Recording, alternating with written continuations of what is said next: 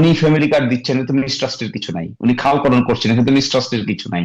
উনি অন্যান্য কার্ড দিচ্ছেন, কৃষক কার্ড দিচ্ছেন, এখানে তো মিসট্রাস্টের কিছু নাই। যদিও এই কার্ডগুলো দেওয়ার ক্ষেত্রে যে আয়টা হচ্ছে, কোথা থেকে টাকাটা আসছে, কোথা থেকে টাকাটা ব্যয় হবে, কিভাবে টাকাটা কি পরিমাণ, কত ক্রম ক্রমান্বয়ে কোথায় গিয়ে ঠেকবে, এই হিসাবটা ওনাদের পক্ষ থেকে এক্সপ্লেন করা হয় নাই।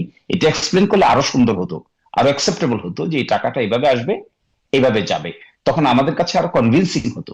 Everybody could have been convince. যেমন ধরেন আমাদের এলাকায় এখন কৃষকদেরকে ইয়ে দিচ্ছেন, আহ, সহায়তা ভাতা 3 মাসের জন্য দিচ্ছেন। আজকে এসে আমি দেখলাম to completely mess up corruption. যাকে ইচ্ছা তাকে দিয়ে দিচ্ছেন। বিদেশে আছেন তিনিও পাচ্ছেন, এক পরিবারের 4 জন পাচ্ছেন, কোন গ্রামের একজনও পাচ্ছেন না।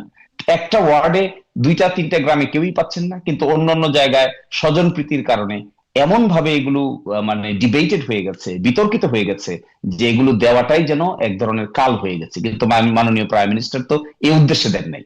তিনি দিয়েছেন ক্ষতিগ্রস্ত কৃষকদেরকে। কিন্তু প্র্যাকটিক্যাল অর্থে এখানে যারা ম্যানেজ করছেন, তারা এগুলোকে স্বজন প্রীতির এত মাইক্রোস্কোপিক লেভেলে নিয়ে গেছেন, যে এগুলো আলোচনা করাটাও রুচিতে বাধে।